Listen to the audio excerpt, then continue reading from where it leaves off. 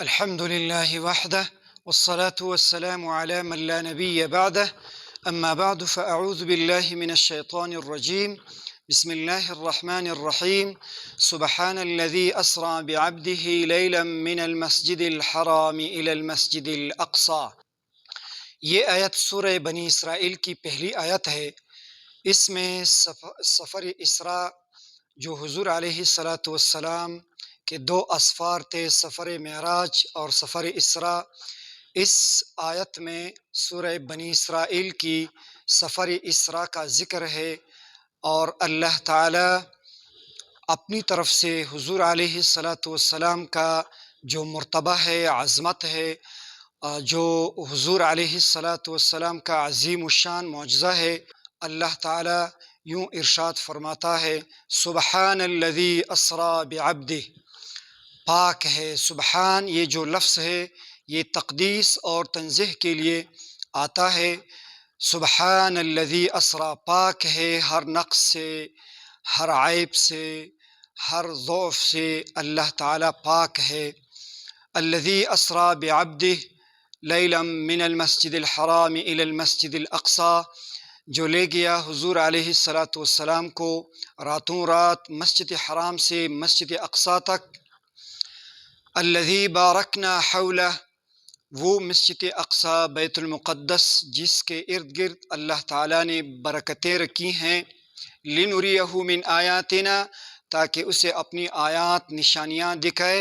انہ هو السمیع البصیر، بے شک وہ سننے والا اور دیکھنے والا ہے۔ تو اس آیت کریمہ میں اللہ تعالی حضور علیہ الصلاۃ والسلام کا جو معجزہ معراج ہے، اس کے پہلے سفر کا ذکر کر رہا ہے، اور اس میں اللہ تعالی کی اس آیت میں اللہ تعالی اپنی طرف سے حضور علیہ الصلاۃ والسلام کی اس معجزے کا ذکر کر رہا ہے۔ اور یہ آیت سورہ بنی اسرائیل کی ہے۔ سورہ بنی اسرائیل مکی صورت ہے۔ روح المعانی اور امام قرطبی رحمۃ اللہ علیہ فرماتے ہیں اپنی تفسیر میں کہ سوائے چند ایک آیات کے باقی جو سارا صورت ہے وہ مکی صورت ہے۔ اس میں چند آیتیں مدنی ہیں۔ وَإِن كَادُوا لَيَفْتِنُونَكَ عَنِ الَّذِي أَوْحَيْنَا وَإِن كَادُوا لَيَسْتَفِزُّونَكَ مِنَ الْأَرْضِ، اور اسی طرح وَمَا جَعَلْنَا الرُّؤْيَا الَّتِي أَرَيْنَاكَ إِلَّا فِتْنَةً لِلنَّاسِ، یہ جو چند آیتیں ہیں یہ امام قرطبی رحمۃ اللہ علیہ اور اسی طرح روح المعانی میں ہیں کہ یہ چند آیتیں یہ مدنی ہیں۔ بہرحال یہ جو پہلی آیت ہے یہ مکی ہے، اور حضور علیہ الصلاۃ والسلام کا جو یہ سفر کا واقعہ پیش آیا یہ بھی مکہ مکرمہ میں یہ واقعہ پیش آیا، اور اس سفر کا اس پر ایمان رکھنا اور اس کا انکار کرنا شرعی نقطۂ نگاہ سے اس کی وضاحت کچھ یوں ہے کہ یہ آیت حضور علیہ الصلاۃ والسلام کے سفر کے بارے میں، سفر اسراء کے بارے میں قطعی الثبوت اور قطعی الدلالہ ہے۔ یہ آیت تو اس پر ایمان رکھنا فرض ہے، اور اس کا انکار کرنا اس سفر کا یہ کفر ہے۔ اس طرح کہ حضور علیہ الصلاۃ والسلام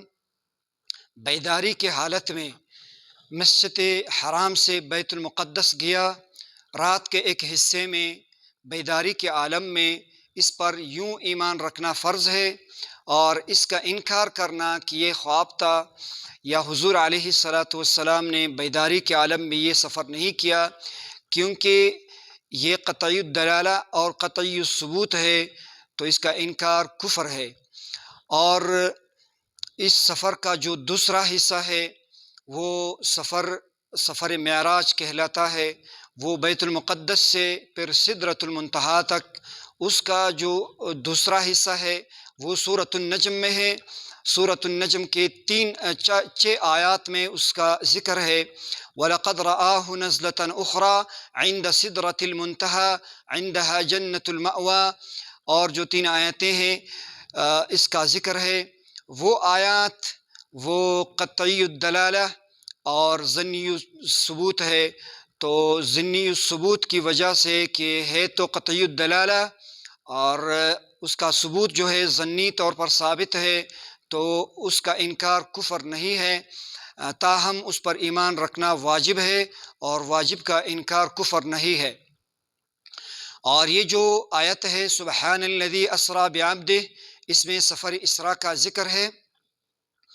اور اگر کوئی یہ کہے کہ یہ خواب کا واقعہ ہے، یہ حضور علیہ السلام کا معجزہ نہیں ہے، تو پھر اور خوابوں کو بھی قرآن کریم نے ذکر کیا ہے۔ ابراہیم علیہ السلام کا خواب کا تذکرہ بھی قرآن میں ہے، انی اریٰ فی المنام انی اذبحک فانظر ماذا تریٰ۔ بیٹے سے وہ فرما رہے ہیں کہ میں آپ کو ذبح کر رہا ہوں، تو یہ جو خواب تھا اس کا تعبیر بھی ہے قرآن کریم میں،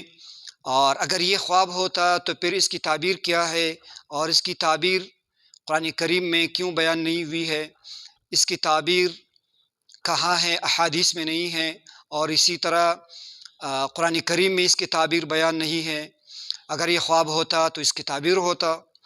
اور اسی طرح یوسف علیہ السلام کے خواب کا تذکرہ موجود ہے قرآن کریم میں، انی رأیت 11 کوکبا، پھر اس کا تعبیر جو ہے 40 سال بعد یا 38 سال بعد، تو پھر اس کا جو تعبیر ہے وہ یوں ہے کہ یوسف علیہ السلام اپنے ابوئی سے وہ فرماتے ہیں کہ وَرَفَعَ أَبَوَيْهِ عَلَى الْعَرْشِ وَخَرُّوا لَهُ سُجَّدًا وَقَالَ يَا أَبَتِ هَذَا تَأْوِيلُ رُؤْيَايَ۔ جب وہ تعظیماً جھکے سیدنا یوسف علیہ السلام کے سامنے، تو پھر وہ اپنے والد سے فرماتے ہیں کہ یا ابتی،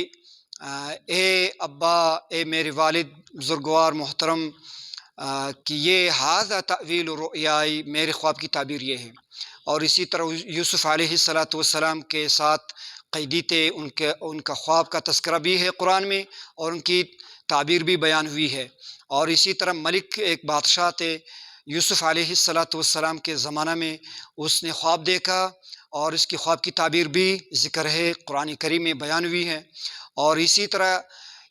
حضور علیہ السلام کے خواب کا تذکرہ بھی قرآن کریم میں ہے کہ حضور علیہ السلام نے خواب دیکھا، پھر صحابہ سے حضور علیہ السلام نے اپنا خواب بیان کی، اور حضور علیہ السلام نے فرمایا کہ میں دیکھتا ہوں خواب میں حرم شریف میں ہوں، کعبہ بیت اللہ میں ہوں، اور عمرہ ادا کر رہا ہوں، حلق کر رہا ہوں۔ تو یہ جو خواب تھا، پھر اسی بنا پر صحابہ سے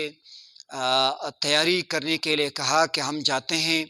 تو صحابہ ساتھ تھے، لیکن صلح حدیبیہ کے موقع پر وہ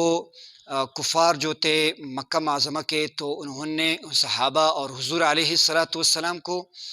روکا، نہیں چھوڑا۔ تو پھر بہت سے لوگ تھے کہنے لگے کہ یہ تو آپ نے خواب دیکھا تھا، جو منافقین تھے۔ تو اس پر یہ جو آیت ہے وَمَا جَعَلْنَا الرُّؤْيَا الَّتِي أَرَيْنَاكَ إِلَّا فِتْنَةً لِلنَّاسِ وَالشَّجَرَةَ الْمَلْعُونَةَ، یہ جو آیت ہے یہ نازل ہوئی حضرت ابن عباس رضی اللہ تعالی عنہ سے، یہ روایت ہے،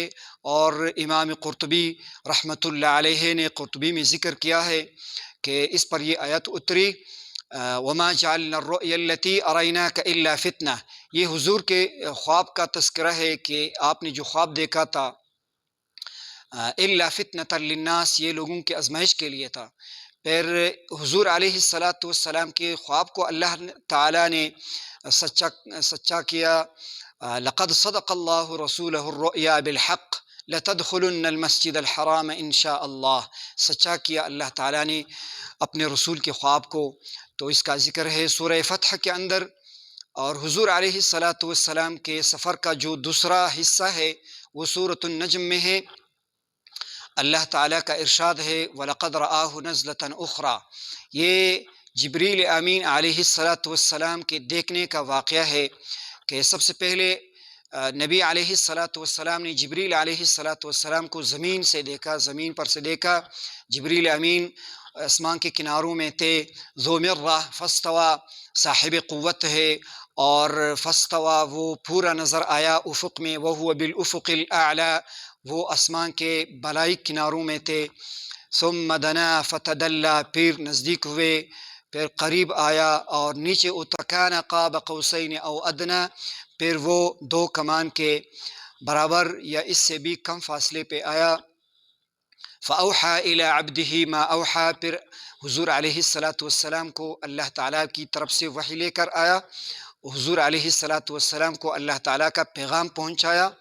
تو اس میں جبریل امین کے دیکھنے کا جو واقعہ ہے یہ زمین پر ہے، بخاری کے اندر بھی اس کا ذکر ہے، صاف ان آیات سے بھی ظاہر ہے کہ حضور علیہ الصلاۃ والسلام نے جبریل امین کو زمین پر دیکھا۔ حضور علیہ الصلاۃ والسلام سے جابر بن عبداللہ الانصاری رضی اللہ تعالی عنہ ارشاد نقل کرتے ہیں بخاری شریف میں، اذ سمعت صوتا من السماء فرفعت بصری فاذا الملك الذي جاءني بحراء۔ حضور علیہ الصلاۃ والسلام فرماتے ہیں کہ انا امشی اذ سمعت صوتا، کہ میں چلتے ہوئے میں نے ایک آواز سنی، فرفعت بصری، میں نے نظر اٹھا کر دیکھا،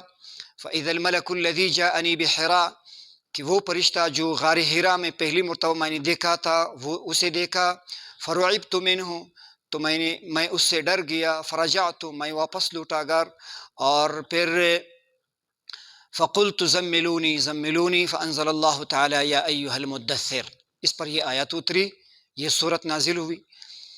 تو اللہ تعالیٰ کے ان ارشادات کے اندر وَلَقَدْ رَآهُ نَزْلَةً أُخْرَى، یہ جبریل امین کو دوسری مرتبہ دیکھنے کا واقعہ ہے، کہ پہلے تو حضور علیہ الصلاۃ والسلام نے زمین پر دیکھا جبریل امین کو، اسی کے متصل اللہ تعالیٰ کفار مکہ کو اور جو مشرکین تھے حضور علیہ الصلاۃ والسلام کے ساتھ جھگڑنے لگے کہ آپ نے کیسے دیکھا جبریل امین کو جو آپ اس کا ذکر کرتے ہیں۔ تو اس پر اللہ تعالیٰ کا ارشاد ہے افتمارونہ علی ما یری، کہ آپ اس سے جھگڑتے ہیں اس پر کہ اس نے جو دیکھا کو اور بھی دیکھا ہے، عند سدرۃ المنتہا، سدرۃ المنتہا کے پاس، عندہا جنت المأویٰ، جہاں جنت المأویٰ ہے۔ تو یہ حضور علیہ الصلاۃ والسلام نے جبریل امین کو دوسری مرتبہ دیکھنے کا واقعہ ہے کہ حضور نے سدرۃ المنتہا کے پاس جبریل امین کو دیکھا۔ اذ یغشی السدرۃ ما یغشی، جب چاہ رہا تھا سدرہ کو، بیری کے درخت کو، ما یغشی، جو چاہ رہا تھا، ما زاغ البصر وما طغی، نہ حضور کی نگاہ کہیں اور مائل ہوئی کوئی اور طرف، اور وما طغی، اور نہ حد سے آگے بڑھی۔ یہ حضور کی ادب کی انتہا کا بیان ہے کہ حضور علیہ الصلاۃ والسلام کا کیا مرتبہ ہے، کیا مقام ہے، جو اللہ تعالیٰ جس کا ذکر اللہ تعالیٰ کر رہا ہے۔ لقد رآ من آیات ربہ الکبریٰ، یہ بڑی بڑی نشانیاں حضور علیہ الصلاۃ والسلام نے سدرۃ المنتہا، ساتوں آسمان پار کر کے وہاں اس مقام پر جبریل امین کو دیکھا۔ تو یہ جو 6 آیات ہے دوسری مرتبہ جبریل امین کو دیکھنے کے، تو یہ آیات ان سے جو قطعی الدلالہ ہے جبریل امین کے دیکھنے کو، سدرۃ المنتہا جنت المأویٰ کے پاس، وہاں جو معراج کا سفر ہے لیکن ہے ضمنی الثبوت معراج کے واقعے کے اوپر، تو اس وجہ سے ان کا انکار تو کفر نہیں ہے، لیکن ساتھ میں ان پر ایمان رکھنا واجب ہے، جو حضور علیہ الصلاۃ والسلام کے اور ارشادات کے بیان سے یہ ثابت ہے، جو بخاری میں احادیث ہے، اسی طرح مسلم میں متفق علیہ احادیث ہے، جس میں اس سفر اسراء اور اسی طرح سفر معراج کا بہت تفصیل سے ذکر ہے۔ تو اس پر ایمان رکھنا ہے، اور سب مسلمانوں کا یہ عقیدہ اور یہ ایمان رکھنا ہے، سب مسلمانوں کا یہ عقیدہ رکھنا چاہیے کہ حضور علیہ الصلاۃ والسلام عالم بیداری کی حالت میں حضور علیہ الصلاۃ والسلام سب سے پہلے مسجد حرام سے بیت المقدس، پھر بیت المقدس سے سدرۃ المنتہا تک جو حضور علیہ الصلاۃ والسلام کا جو معراج کا سفر ہے، اور دونوں سفر کے ذکر اللہ تعالیٰ نے قرآن کریم کے سورہ بنی اسرائیل اور سورۃ النجم میں ذکر کیا ہے۔ تو ہمیں چاہیے کہ اس پر ہم صحیح عقیدے کے ساتھ ہم ایمان رکھیں۔ وآخر دعوانا ان الحمد للہ رب العالمین۔